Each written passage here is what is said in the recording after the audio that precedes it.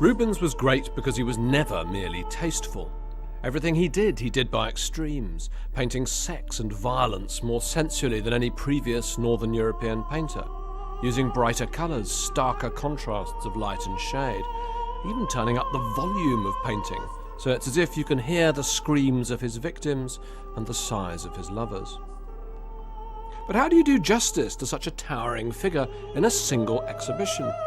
That's the challenge the National Gallery has taken on, and they've decided to focus exclusively on his beginnings. In effect, they've staked everything on the premise that you can only get to grips with genius if you understand where it came from.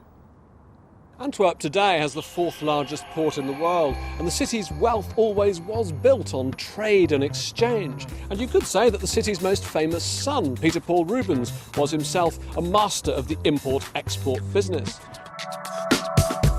At the start of his career, Rubens, like many another Antwerp entrepreneur, travelled to Italy.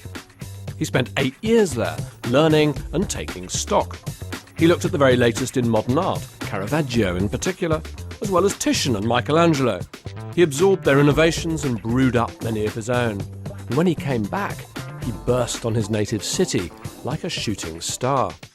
It was with this great picture that Rubens, aged just 33, announced his arrival as a painter obviously destined for great things. It instantly eclipsed the work of every other artist in Antwerp and placed Rubens and Rubens alone absolutely centre stage. And what a fantastically theatrical piece of painting it is.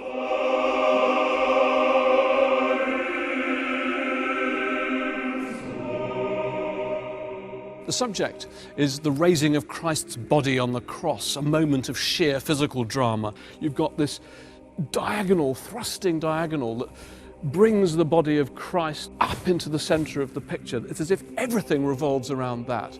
And you can feel the weight of his body. You can feel it in the efforts of these huge muscled executioners as they pull the cross into place. The sheer struggle of trying to crucify a man is something that Rubens brilliantly expresses. It draws you, the viewer, towards it too, so that you feel drawn in and forced to question what your response would have been to his crucifixion had you been there at this freeze-framed moment. I think we shouldn't underestimate the impact of its sheer scale. It's an enormous picture, 21 feet across, 15 feet high. Almost nothing like it had been seen in Northern Europe before. So much energy, so much life, so much colour, so much muscular force. Everything that would make Rubens Rubens is contained in this fantastic picture.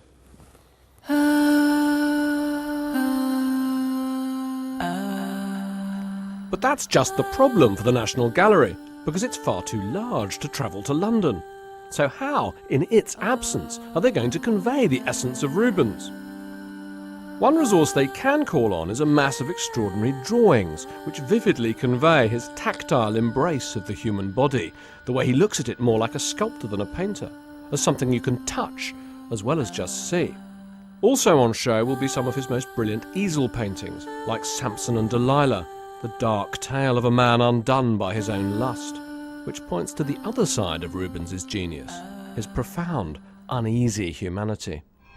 Rubens's family had very close links with this, the festive and civic centre of Antwerp, a site associated with the memory of a great trauma, because in 1576, the year before Rubens was born, the Spanish invaded the city and they burnt the town hall to the ground.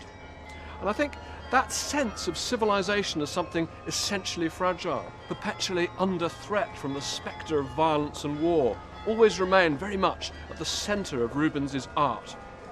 The keystone of the National Gallery's show, I'm sure, will be the Massacre of the Innocents, the very darkest of his early works. It really is a masterpiece, and it's about the brutality of war. It's about a subject that affects us all, even today. Rubens's subject is one of the nastiest stories in the Bible, that moment when Herod has ordered all his soldiers to kill every firstborn child to stop any one of them becoming a Messiah. But I think what Rubens has actually painted is the horrible implacability of the act of genocide. He's trapped the women and their children in this freeze by embedding them into a kind of human bas-relief. You can't get out of it. It's as if you've become part of a sculpture. And he enhances that sense of the inescapability of the predicament by having these two women flee with their babies towards the gate, trying to leave the city, but no, they're met by soldiers with spears. There really is no way out. But what's really disconcerting and troubling, but also very moving about the picture is the way in which Rubens seems to imply in this uneasy battle of the sexes that there's some rather unpleasant connection between the human urge to kill and the sex urge. It's a parody of an orgy. The figures could almost be embracing one another. These could be acts of sex gone horribly wrong. This soldier leans over the withered crone, his hand over her mouth as her breast falls out of her bodice, and he makes ready to penetrate her with his sword.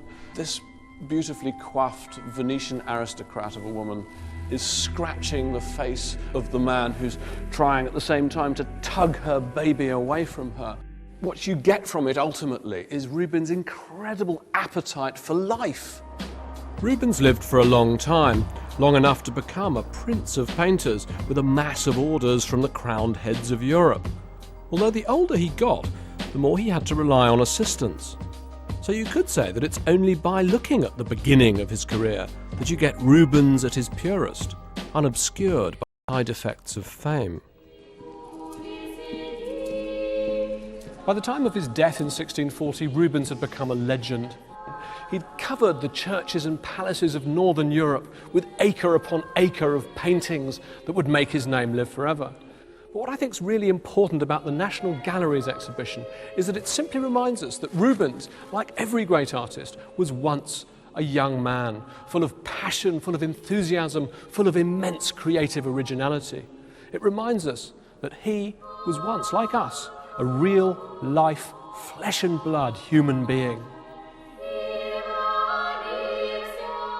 So for all the inevitable gaps and omissions, I'm optimistic that this will turn out to be one of the most memorable and moving shows of the year.